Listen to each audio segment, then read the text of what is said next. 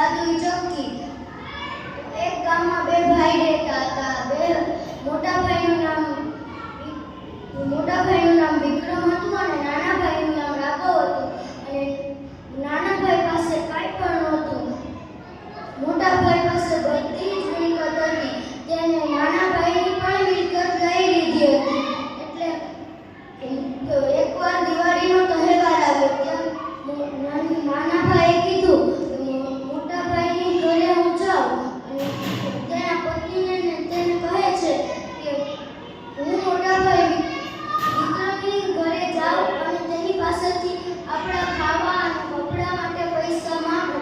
અને તો રાઘવ તો તેના ભાઈ મોટા ભાઈ પાસે વિક્રમ પાસે ગયો અને કહે છે કે ભાઈ આ દિવાળીનો તહેવાર આવ્યો છે, તું મને કંઈક પૈસા દે એટલે હું મારા પત્ની માટે ખાવાનું અને કપડાં પહેરવાનું શોધી લઈ શકું.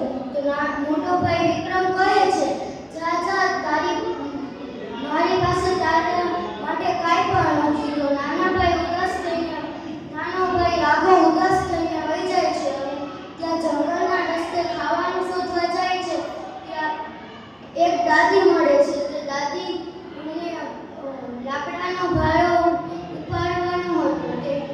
તે દાદીથી લાકડાનો ભારો ન ઉપડી શકતો હતો. એટલે તે રાઘવે કીધું લાવો દાદી, હું તમારો લાકડાનો ભારો ઉપાડી દઉં.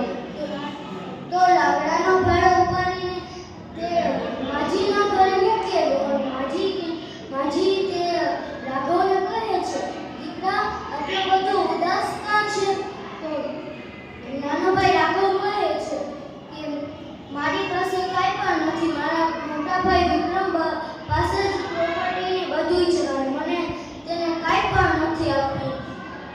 એટલે બા કહે છે કે આલે આ મીઠી રોટલી, જંગલના રસ્તે જા, ત્યાં એક ઝૂંપડી આવશે. તેમાં 4 નાના બાળકો રહેતા હશે. તારે જી જોઈ તું તેની પાસે માંગજે એટલે તે આપશે. અને તે તેના ઘરે ગયો અને જોયું તો તે 4 નાના બાળકો હતા. અને તે 4 નાના બાળકો ગુસ્સે થઈ ગયા અને કહે છે તું કોણ છે? અહીંથી નીકળ અમારા ઘરમાંથી.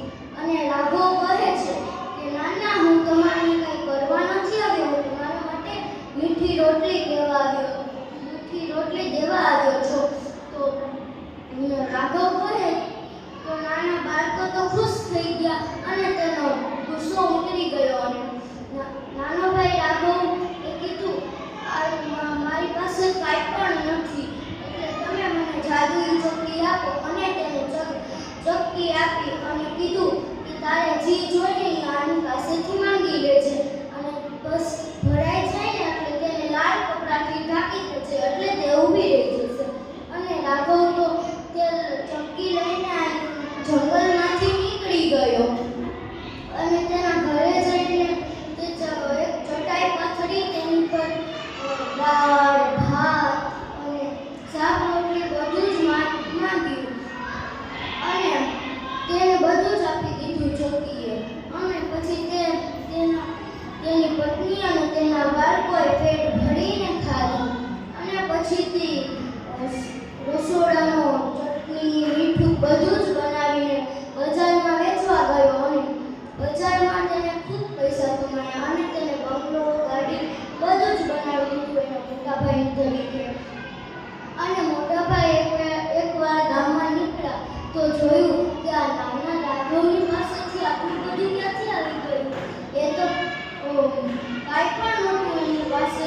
અને તે મોટો ભાઈ વિક્રમ તેના ઘર પાસે ગયો અને તેને જોયું કે આની પાસે જાદુઈ ચક્કી છે. અને તેને આ ચોરવાનું નક્કી કર્યું. અને એક દિવસ તે બપોરે રાઘવ અને તેની પત્ની અને તેના બાળકો સૂતા હતા. તો નાના ભાઈ મોટા ભાઈ વિક્રમે છે ને તેની જાદુઈ ચક્કી ચોરી લીધી. અને મોટો ભાઈ વિક્રમ તેની પત્નીને અને તેના બાળકોને કહે છે ચાલો આપણે અહીંથી નીકળી જઈએ. નાના ભાઈ ઘરે